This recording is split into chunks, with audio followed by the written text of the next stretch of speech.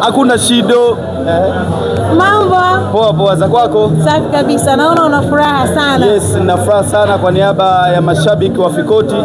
Sisi ni tawi la Lusaka. Yaani sisi ni wa Zambia ambao tuliokuwepo Tanzania. Tuna furaha sana. Mimi ninachopenda kuambia Tanzania, huu ni msako wa mali za magendo. Tunaanza nyumba kwa nyumba, mtaa kwa mtaa. Huyu bwana ninachopenda kusema yupo mpaka Pasaka. Yaani tuko naye mpaka Pasaka. Tunakula naye Idi, tunakula naye Pasaka, alafu tunaondoka naye China katika mashindano ya Hebo. Okay. Unauzungumziaje mchezo wa leo? Mchezo wa leo ulikuwa una mvuto. Kiukweli una mvuto kwa sababu ulikuwa umeelemea sehemu moja, na ndio ukweli. Kwa sababu tulikuwa yani hata mashabiki wa timu pinzani walikuwa wanajua wanafungwa. Ni tofauti na michezo mingine ambayo waliocheza na Ghost ulikuwa unaonekana kuna mvuto, aliocheza na Dula ulikuwa na mvuto. Wa leo ni kama tumeiba. Yani hela kiukweli tunatakiwa tukaujue polisi. Okay. Juzi mmepoteza.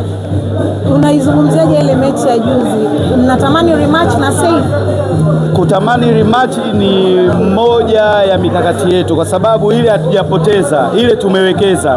Ukisema tumepoteza, ina maana kama umetukosea, yani tumeshindwa.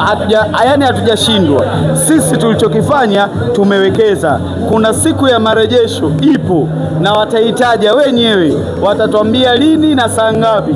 Yani utakuja kunioji tena. Ile hela wameishika kwa muda, baadaye watairudisha. Okay. Na kuahidi hilo, wala usio na wasiwasi.